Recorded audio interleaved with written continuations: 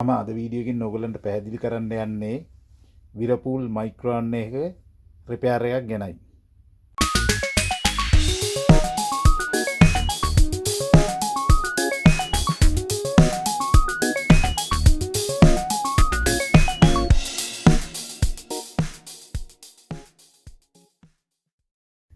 මෙන්න මේ විරපූල් මයික්‍රෝන් එක අපිට රිපෙයාර් එකට ඇවිල්ලා තියෙනවා. මේක මේ සප්ලයි දුන්නම ෆියුස් එක යනවා. අපි බලමු මොකද්ද මේකේ කරන්න තියෙන්නේ රිපෙයාර් එක කියලා. අපි එහෙනම් පළමුවෙන්ම මේක මේ ගලවන්න ඉස්සෙල්ලා අපි සීරීස් බල්බයක් කරා සප්ලයි එක දීලා බලමු. එතකොට මොකද වෙන්නේ කියලා සප්ලයි එක දීලා ඉවරලා අපි ටයිමර් එකෙන් ඕන් කරලා බලමු. අපි පවර් එක දාගන්නවා වොට් 500කට විතර දාගන්නවා. දාගෙන ඉවරලා පවර් සප්ලයි එක දීලා බලනවා. ඔන්නම පවර් සප්ලයි එක දුන්නා සීරීස් බල්බ් එක හරහා. ඊට පස්සේ මේක අපි සප්ලයි ඕන් කරමු. මෙතනින් සප්ලයි ඕන් කරනවා. දැන් මේකේ සප්ලයි එක තියෙනවා. ඕගොල්ලන්ට පේනවා මේක 230කට ගිහිල්ලා තියෙනවා. දැන් මේක ඕන් කරලා බලමු. ඕගොල්ලන්ට පේනවද? මේක ඕන් වෙන්නේ නැහැ. මයික්‍රෝන් එක ඕන් වෙන්නෙත් නැහැ. මේකේ සීරීස් බල්බ් එක ඉතාමත් දීප්තිමත් විදිහට පත් වෙනවා. ඒ කියන්නේ ඇතුලේ ෂෝට් එකක් තියෙනවා. අපි එහෙමනම් මේක ගලවලා බලමු.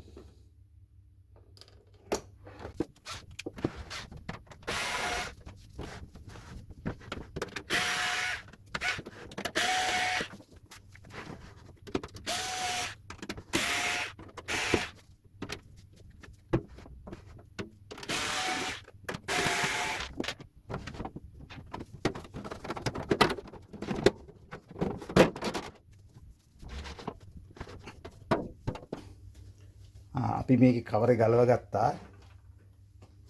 මේ තියෙන්නේ ඇතුලේ සර්කිට්. අපි ගලව ගත්තට පස්සේ පළවෙනියෙන්ම කරන්න ඕනේ මේ වගේ ඉන්සුලේෂන් අඬුවක් අරගෙන මෙන්න මේ හයි වෝල්ටේජ් කැපැසිටර් එක ඩිස්චාර්ජ් කරගන්න ඕන. අපි එහෙමනම් දැන් ඒක ඩිස්චාර්ජ් කරගමු. හොඳට කන්ටැක්ට් වදින්න ඕන ඩිස්චාර්ජ් වෙන්න. ඔන්න අපි දැන් ඩිස්චාර්ජ් කරගත්තා. අපි එහෙමනම් ඊළඟට කරන්න ඕනේ මෙන්න මේ හයි වෝල්ටේජ් ට්‍රාන්ස්ෆෝමර් එකට ඇවිල්ලා තියෙන පවර් ලයින් එක මේ පවර් බෝඩ් එක ඊට පස්සේ සිකියුරිටි ස්විච් හරහා ටයිමර් එක හරහා මෙතනට ඇවිල්ලා තියෙනවා පවර් සප්ලයි එක. ඕගොල්ලන්ට පේනවද මේ තියෙන්නේ? මෙන්න මෙතන තියෙන්නේ පවර් සප්ලයි එක. පවර් සප්ලයි එකේ එක ලයින් එකක් 230 ලයින් එක මෙතනින් ගලව ගන්නවා. මෙන්න මෙතනින් ගලව ගන්නවා. ටිකක් කරදරයි ඒක ගලව ගන්න. මෙන්න මේව ගලවගෙන මේ වයර් එක මෙතන ඉන්සුලේට් කරලා තියෙන වයර් එකේ කෙරවල මෙතනින් මේකට අමුණලා මේක මෙහෙම උඩට කරලා තියෙනවා. තියලා ඉවරලා අපි ඊට පස්සේ පවර් සප්ලයි එක දීලා බලනවා. සීරීස් ලයිට් එක හරහා පවර් සප්ලයි එක දීලා බලනවා. දැන් අපි පවර් එක ඕන් කරපුවම මොකද වෙන්නේ කියලා බලමු.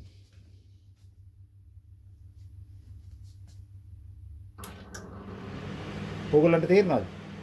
ඒ කියන්නේ දැන් මේකේ මේ ලයිට් එකත් පත්තු වෙනවා. ලයිට් එක පත් වෙනවා. ඒ කියන්නේ පවර් සප්ලයි එක මෙතනින් පස්සේ හයි වෝල්ටේජ් සෙක්ෂන් එක ෂෝට් එකක් තියෙනවා. හරිද? අපිට මේ ෂෝට් එක චෙක් කරගන්න පුළුවන් මල්ටිමීටරෙන් මෙතන මේ ට්‍රාන්ස්ෆෝමරේ චෙක් කරගන්නත් පුළුවන්. ප්‍රයිමරි එක තමයි ෂෝට් එක තියෙන්නේ. ප්‍රයිමරි වයින්ඩින් එක ගහපු ගමන් මේක ෂෝට් වෙනවා. හරිද? දැන් අපිට මෙහෙමත් චෙක් කරන්න පුළුවන්. අපිට සාමාන්‍යයෙන් ප්‍රයිමරි එක ගලවපුවම වෙනවයි කියන්නේ මේකේ බොහෝ දුරට ට්‍රාන්ස්ෆෝමර් එක ෂෝට්. සෙකන්ඩරි එක ෂෝට් නැහැ කියලා කියන්න හේතුව තමයි ඕගොල්ලන්ට පුළුවන් දැන් මේක අපි පවර් සෙක්ෂන් එකේ මේක අපි ඩිස්චාර්ජ් කරලා තියෙන්නේ. දැන් මේක වයර් එක අයින් කරලා තියෙන්නේ. මේක අපි ඩිස්චාර්ජ් කරලා තියෙන්නේ. දැන් ඊට පස්සේ අපිට පුළුවන් මේකේ මෙන්න මේ ෆියුස් එක පවර් සප්ලයි ෆියුස් එක චෙක් කරන්න. මේකේ අවුට්පුට් එකේ ෂෝට් එකක් නම් මේ කැපැසිටර් එක හරි හයි වෝල්ටේජ් ඩයෝඩ් එක හරි ෂෝට් නම් මෙන්න මේ ෆියුස් එක යනවා. මෙන්න මේ ෆියුස් එක ගිහිල්ලා නැත්තම් ඕගොල්ලන්ට ඒකෙන් තේරෙන්නේ මොකද්ද? ෆියුස් එක ගිහිල්ලා නැත්තම් ඒකෙන් තේරෙන්නේ මේ හයි වෝල්ටේජ් සෙක්ෂන් එකේ කැපැසිටර් එකේ ෂෝට් එකක් නැහැ කියන එක. දැන් බලන්න ඕගොල්ලෝ මේක කන්ටිනියුටි මෝඩ් එකට දාලා මේක දැන් පවර් සප්ලයි කට් කරලා තියෙන්නේ පවර් සප්ලයි එකක් නැහැ. මෙතනින් ඕෆ් කරලා තියෙන්නේ මම. ඔන්න මම ඕෆ් කරලා තියෙන්නේ දැන්. දැන් අපි මේකේ ෆියුස් එක චෙක් කරලා බලමු.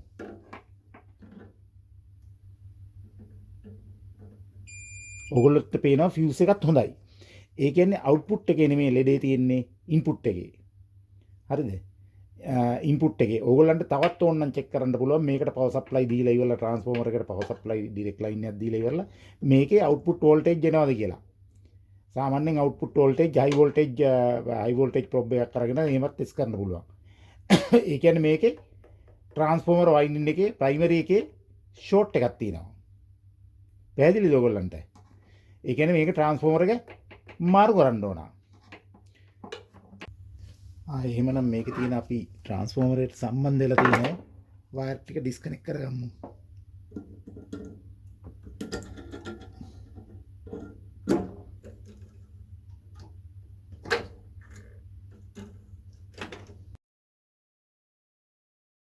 හරි වයර් ටික ඩිස්කනෙක්ට් කරලා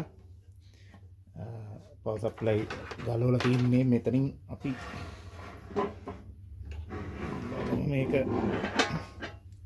nice plate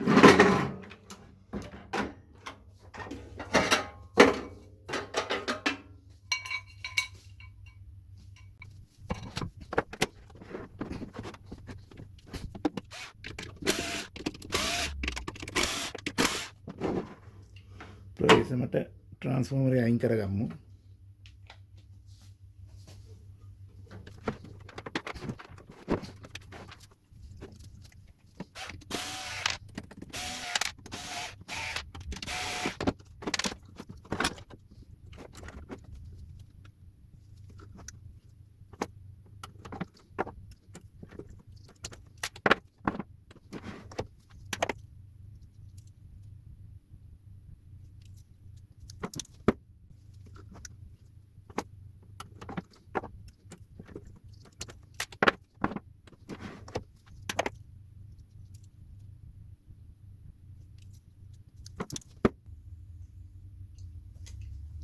මේ තියෙන්නේ හයි වෝල්ටේජ් සෙක්ෂන් එකේ සර්කිට් එක. එතකොට මේ තියෙන්නේ ප්‍රයිමරි වයින්ඩින් එක 230 මෙතනට සප්ලයි එක දුන්නම සෙකන්ඩරි එකේ හයි වෝල්ටේජ් එක මෙතන 2100ක් විතර තියෙන්න ඕන වෝල්ටේජ් එක. මෙතන ලෝ වෝල්ටේජ් එලිමන්ට් එකට යන මේ මැග්නිට්‍රෝන් එකේ එලිමන්ට් එකට යන වෝල්ටේජ් එක 3.2ක් වගේ තියෙනවා. ඊට පස්සේ මේක ෆියුස් එක හරහා හයි වෝල්ටේජ් ෆියුස් එක හරහා කැපැසිටර් එකට සම්බන්ධ වෙලා කැපැසිටර් එකේ එක අග්‍රයක් මෙතනට සම්බන්ධ වෙනවා මේ හයි වෝල්ටේජ් ඩයෝඩ් එකට.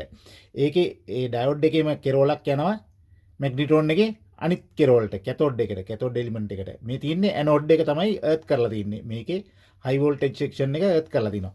දැන් ඕගොල්ලන්ට මේ ට්‍රාන්ස්ෆෝමර් එක සාමාන්‍යයෙන් මේ වයින්ඩින් මැන්නම සාමාන්‍යයෙන් හරි රෙසිස්ටන්ස් එකක් තමයි පෙන්වන්නේ. ෂෝට් එක පෙන්වන්නේ නැහැ.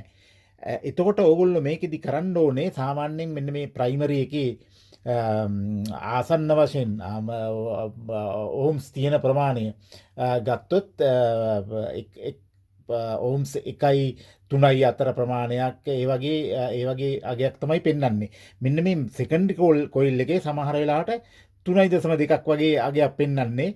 මේක 90%ක් අතර ප්‍රමාණයක් පෙන්වන්නේ. මේක හුඟක් වෙලාවට ඕගොල්ලන්ට මේ ලෙඩේ අහුවෙන්නේ නැහැ. මොකද සෙකන්ඩරි අපේ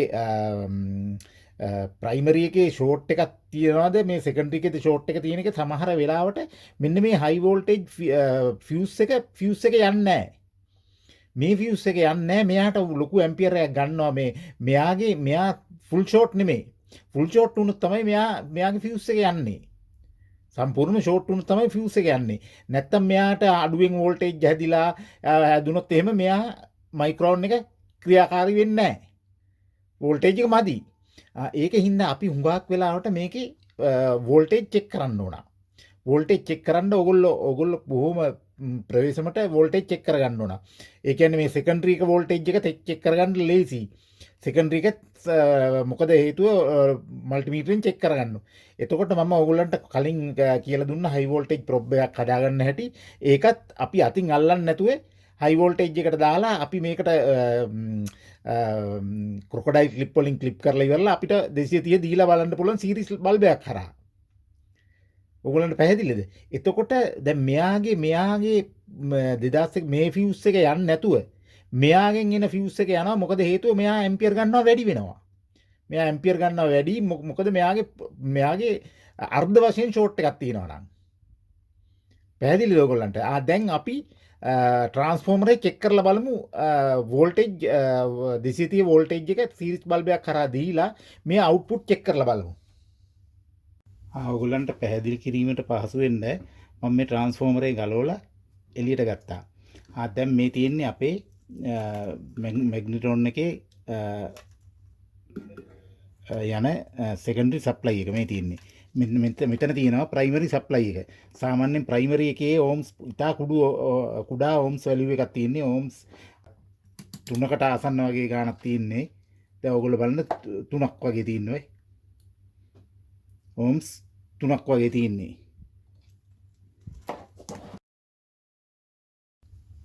ඊට පස්සේ අපි මෙන්න මේ මැග්නිට්‍රෝන් එකට යන වෝල්ටේජ් එක චෙක් කරලා බලමු. මොකද ඒ වෝල්ටේජ් එක වෝල්ට් කීයක් එනවද කියලා. සාමාන්‍යයෙන් වෝල්ට් 3ක් වගේ ප්‍රමාණයක් කුඩා වෝල්ටේජ් එකක් ඒකට එනවා. මේ පැත්ත හයි වෝල්ටේජ් මේ ලයින් එක. හයි වෝල්ටේජ් එකට කිසිම දෙයක් අත තියන්න එපා, මුකුත් කරන්න එපා. ඒ පැත්තට මුකුත් කරන්න නැතුව ඕගොල්ලෝ මේකට මයික්‍රෝෆෝන් එක through යන ලයින් එකට පවර් සප්ලයි එක දෙන්න. මෙන්න මේ ආකාරයට. ට්‍රාන්ස්ෆෝමර් එකට පවර් සප්ලයි එක දෙනවා. මේකට දුන්නා, මේකත් දෙනවා මෙතනට. දැන් ඔන්න 230 ලයින් එක දුන්නා මෙතනට. ඔහොම සප්ලයි එක දුන්නා. සප්ලයි එක දීලා මෙතනට අපේ අල්ලන්න නැතුව අපි 3.0 ගාන එන්නේ මෙතනට. මේකට අපි ක්ලිප් කරලා තියාගමු මේක. මෙන්න තියෙන අපේ මල්ටිමීටරේ අපි AC වෝල්ටේජ් එකට දාගමු. AC වෝල්ටේජ් එකට දාගෙන අපි මේකේ පවර් සප්ලයි එක දෙමු මේකට. මයික්‍රෝෆෝන් එකට පවර් සප්ලයි එක දෙනවා. ඔන්න මම පවර් සප්ලයි එක දෙන්න යන්නේ. මම මෙතනට පවර් සප්ලයි එක දෙනවා.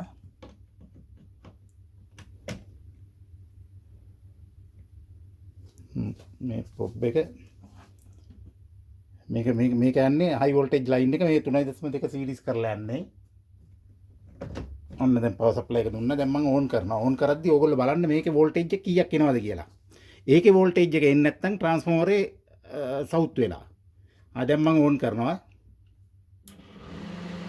හරියටම 3.7ක් එනවා. ඒ කියන්නේ මැග්නිට්‍රෝන් එකට සප්ලයි එක එනවා. මැග්නිට්‍රෝන් එකට සප්ලයි එක එනවා. ටයිමර් එක වැඩ කරනවා. දැන් මේ වෙලාවේදී පවර් සප්ලයි එක මේ හයි වෝල්ටේජ් ලයින් එකත් අමුණලා තියෙනවා. හයි වෝල්ටේජ් ලයින් එකත් එනවා. ඒ කියන්නේ මේකෙදි හයි වෝල්ටේජ් සයිඩ් එකේ එන කැපැසිටර් එකත් හොඳ නම්, ෆියුස් එකත් හොඳ නම්, හයි වෝල්ටේජ් ඩයෝඩ් එකත් හොඳ නම් මේකේ ප්‍රශ්නේ තියෙන්නේ මැග්නිට්‍රෝන් එකේ. මැග්නිට්‍රෝන් එක ඔයගොල්ලන්ට චෙක් කරගන්න පුළුවන්. නමුත් මේක හරියටම නිවැරදිව චෙක් කරන්න බෑ. මොකද හේතුව මැග්නිට්‍රෝන් එකේ සමහර වෙලාවට මෙතන මල්ටිමීටරේ තිබ්බම ඕම්ස් වලට දාපුවම වැඩ කරනවා. මොකද ඕම්ස් කන්ටිනියුටි පෙන්නනවා. මේ කන්ටිනියුටි මෝඩ් එකට දාපුවම කන්ටිනියුටි පෙන්නනවා. මේක ඇත්ත එකට යන්නේ නැහැ. ඒකින්ද අපි දැන් මේක අමුණලා ඉවරලා අපි මේකට පවර් සප්ලයි දීලා වැඩ කරන්නේ නැත්නම්, මොකද කැපැසිටර් එක චෙක් කරා. දැන් කැපැසිටර් එක මේකේ මේ ඩිස්චාර්ජ් කරලා තියෙන්නේ. අපි නැවතත් ඕන්න අපි මේ ආකාරයට ඩිස්චාර්ජ් කරගන්නවා. අණුවක් තියලා මෙතනට ඩිස්චාර්ජ් කරගන්නවා. මෙහෙම ඩිස්චාර්ජ් කරගෙන ඉවරලා අපි දානවා. නැවත චෙක් කරලා බලමු ඩිස්චාර්ජ් වෙලාද කියලා. ඔන්න ඩිස්චාර්ජ් වෙලා තියෙන්නේ. දැන් අපි බලමු මේක අපේ කැපැසිටර් එක කීයක් තියනවද කියලා. ඔන්න කැපැසිටි මීටර් එකට දැම්මා. දාලා ඉවරලා අපි බලමු මෙතන කැපැසිටර් එකේ කීයක් තියනවද කියලා නැනෝ ෆැරඩ්.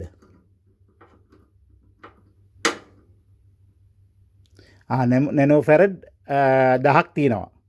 999ක් 10ක් වගේ තියෙනවා. ඒ කියන්නේ මේ කැපැසිටර් එකත් හොඳයි. හරිද? ඩයෝඩ් එක නරක් වෙලා නම් හුඟක් වෙලාවට මේ ෆියුස් එක යනවා. දැන් ඔයගොල්ලෝ බලන්න මේ ෆියුස් එක. ෆියුස් එකත් හොඳයි. හරිද? ෆියුස් එක හොඳ නම් මේ හයි වෝල්ටේජ් පැත්තත් හොඳ නම් එහෙමනම් මොකද්ද ප්‍රශ්නේ තියෙන්නේ? මේකේ මැග්නිටෝන් එක සවුත් වෙලා. මැග්නිටෝන් එක මාරු කරන්න ඕන. මැග්නිටෝන් එක මාරු කරන්න ඕගොල්ලන්ට අලි එක්ස්ප්‍රස් එකකින් වගේ තැනකින් අපිට අරගෙන මේ ඕඩර් කරලාම තමයි ගන්න වෙන්නේ. ඕඩර් කරලා මෙන්න මේ නම්බර් එකට M224 FB ඩෑෂ් 610 ඒ කියන නම්බර් එකට ඕඩර් කරලා ගන්න ඕන. පැහැදිලිද ඕන? අපි නැවත වරක් අයි කරලා බලමු මේක රත් වෙනවද කියලා. මොකද රත් වෙන්න හේතුවක් නැහැ. මේක රත් වෙන්නේ නැතුව තිබිච්ච එකක්.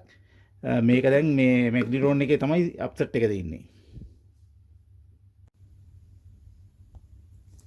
දැන් මේක ඕන් කරපු ගමන් නැවත ෆියුස් එක යනවා.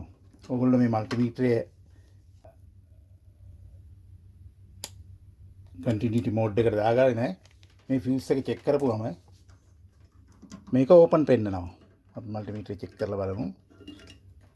ඔන්න මෙතන ෆියුස් එකට අල්ලපුවම ඕපන් පෙන්නනවා.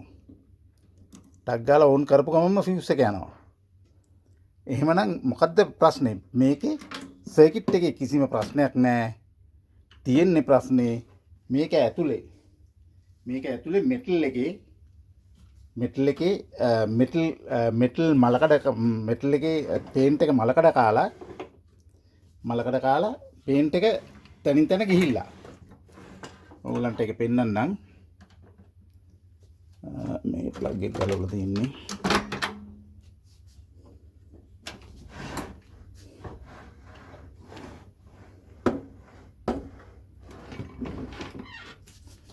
ප්ලේට් එක අයින් කරන්න.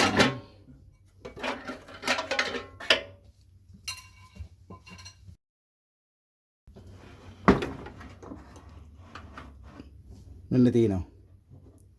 මෙන්න මේ ඇතුලේ ඔයගොල්ලන්ට පේනවද මේ මලකඩ කාලා මේ පේන්ට් එක මෙයාලා තින්නේ. මේකට මයික්‍රෝවේව් කිරණ වැදුණු ගමන් මේකේ ෆියුස් එක යනවා. එහෙනම් මොකද කරන්න තියෙන්නේ? මේකේ මෙටල් එක මෙටල් මලකඩ ටික සූරලා හොඳ පේන්ට් එකක් ගහන්න මේ තනින් මෙතනත් මේ කොරෝෂන් එක වගේ ඇවිල්ලා මේ. දැන් ඒකයි මේකේ තියෙන ප්‍රශ්නේ. ඒකෙන් හින්දා මේ මයික්‍රෝන් එක ගත්ත ගමන් ඕගොල්ලෝ ඇතුළත මේ බලන්න ඕන මේ මෙටල් එක මතුවෙලාද කියලා. මම හිතනවා ඕගොල්ලන්ට මේ මයික්‍රෝන් එක ගැන පැහැදිලි අවබෝධයක් ලැබෙන්නේ නැති කියලා. අන්තිම හයි වෝල්ටේජ් චෙක් කරන හැටිත් ඕගොල්ලෝ දැන් දැනගත්තා. මම හිතනවා මේ වීඩියෝ එක ඕගොල්ලන්ට ප්‍රයෝජනවත් වෙන්නේ නැති කියලා. ඕගොල්ලෝ මේ වීඩියෝ එකට කැමති නම් ලයික් එකක් දාලා මගේ YouTube channel එකට subscribe වෙන්න. ඒ වගේම යාළුවොත් සමග ෂෙයා කරගන්න.